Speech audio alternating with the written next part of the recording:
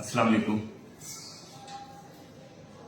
آج میں اپنے کیسرانی قوم کے نوجوانوں کو، جذباتی افراد کو اور مولدین سے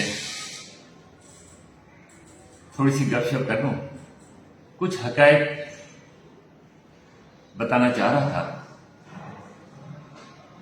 جو نوجوان اکثر الیکشن کے دنوں میں کسی بھی فیصلے پہ آ کے اپنا جو جذباتی رد عمل دیتے ہیں، ان کو میں ایک واقعہ سنانا چاہتا ہوں۔ یہ غالباً 2006 کی بات ہے، جب سردار میر بادشاہ کیسرانی پر دوہرے قتل کا مقدمہ درج ہوا اور سردار صاحب ڈسٹرکٹ جیل ملتان میں تھے۔ کیس چلتا رہا۔ جب کیس ہائی کورٹ میں تھا تو سردار صاحب کے قریبی عزیز اور ان کے وکیل سردار لطیف خان کھوسا نے معززین اور سردار صاحب کے قریبی عزیزان کو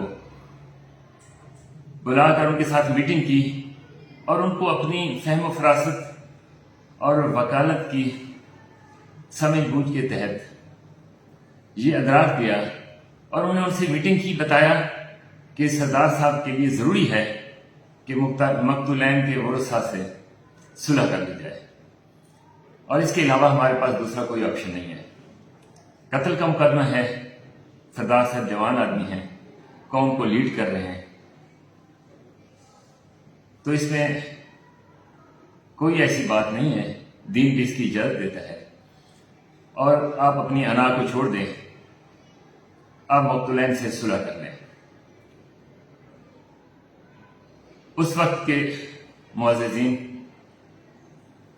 مقدمین، جن کے میں چیدہ بندوں کے آپ کو نام بتا دوں: سردار ذوالفقار خان کیسرانی، جو قوم کے لیے درد رکھتے تھے، سردار شمشیر خان کیسرانی بی بی کیسرانی سے، ڈاکٹر زبیر احمد کیسرانی، ڈاکٹر بشیر احمد کیسرانی،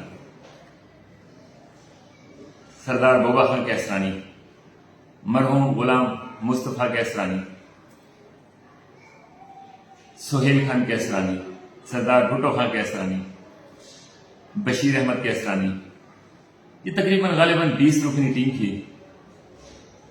ایک میٹنگ انہوں نے گوٹ کیسرانی میں کی، دوسری ٹی بی کیسرانی میں۔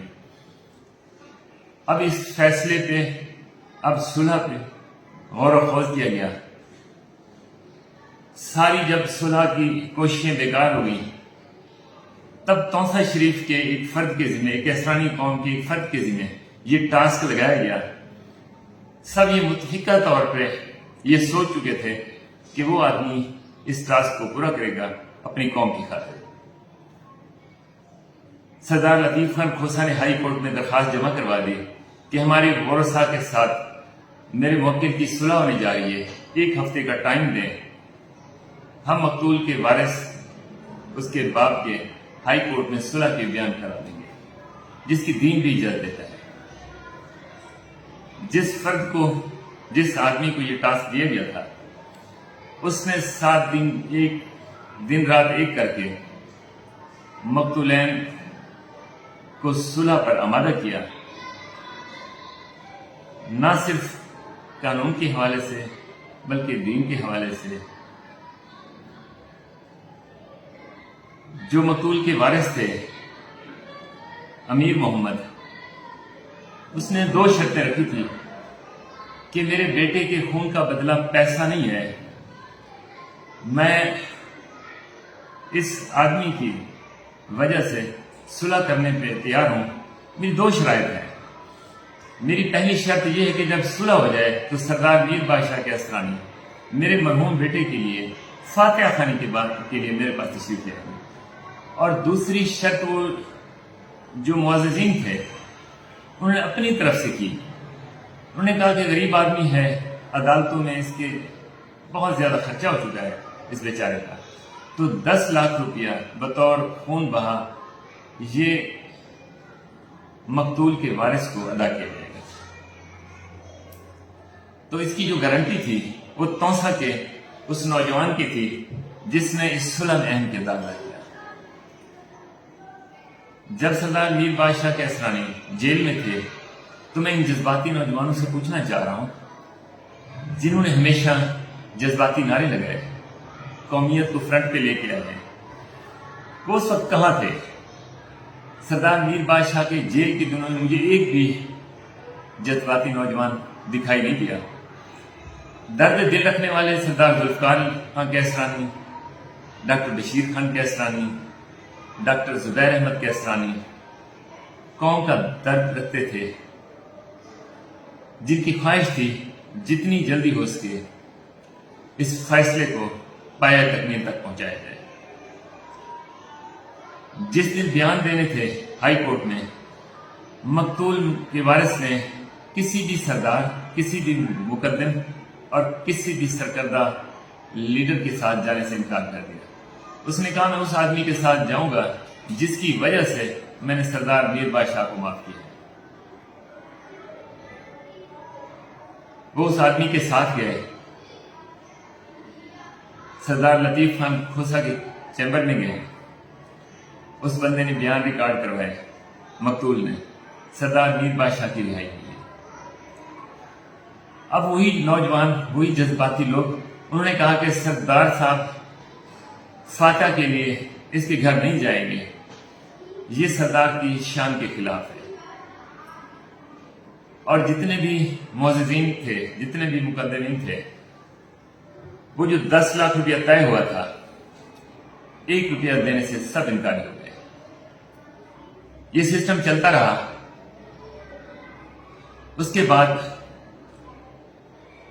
جو مقدم ہوتے ہیں کسی قوم کے، جو معزز ہوتے ہیں، وہ کسی بھی قوم کا سرمایہ ہوتے ہیں۔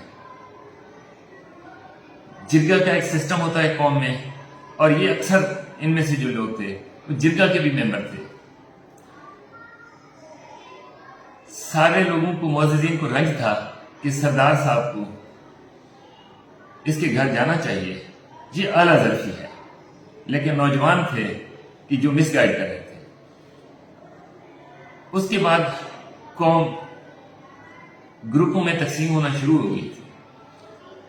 پہلا گروپ سردار امام بائی خان کیسرانی، جن کی فہم و فراست اور تعلیم و حکمت کو کا سارا علاقہ مترف ہے، ان کے والد کی بڑی خدمات تھیں سردار سیف خان کیسرانی کی۔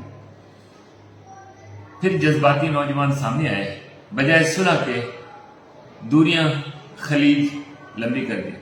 اس کے بعد سردار امان اللہ خان، مولانا امان اللہ خان کیسرانی، جن کی مذہبی خدمات کو جھٹلایا نہیں جا سکتا۔ تیسرا گروپ وجود میں آیا۔ کسی گروپ نے، کسی معزز نے سردار صاحب کو اور اس دوسرے گروپ کے ساتھ صلح پہ مجبور نہیں کیا۔ عرصہ گزرتا رہا۔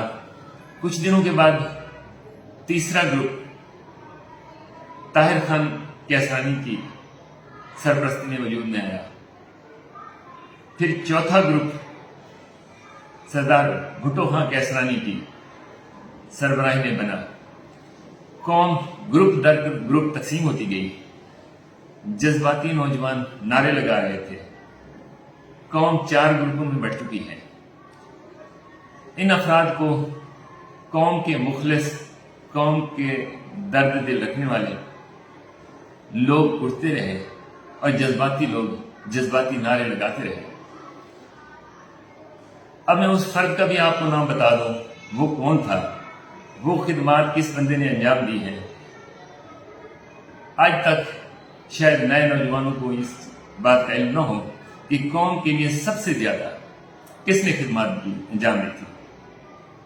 وہ بندہ ناچیز میں تھا جس کو یہ ٹاسک سونپا گیا تھا، اور جس نے مقتول کے وارث امیر محمد کو اس بات پہ قائل کیا کہ وہ صلح کے لیے راضی۔ جہاں تک پیمنٹ کا تعلق تھا، اس کی ادائیگی بھی میں نے اپنی ذات کی طرف سے کی تھی۔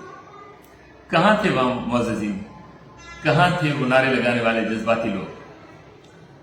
میں نے قوم کے لیے کیا تھا، آج بھی میں دوسروں لوگوں سے کہیں زیادہ قوم کا وفادار ہوں۔ ایک بات میری سن لیں کہ وہ سیاست نہیں جس میں خلاف خبر نہ لگے، وہ صحافت نہیں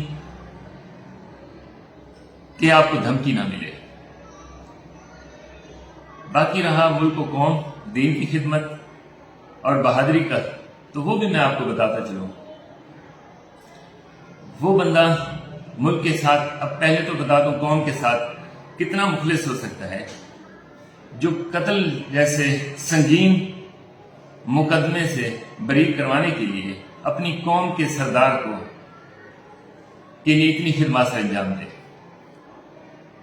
جہاں تک ہے ملک و قوم کی خدمت، تو مجھے فخر ہے کہ میرے 3 بیٹے، ایک وزیرستان میں،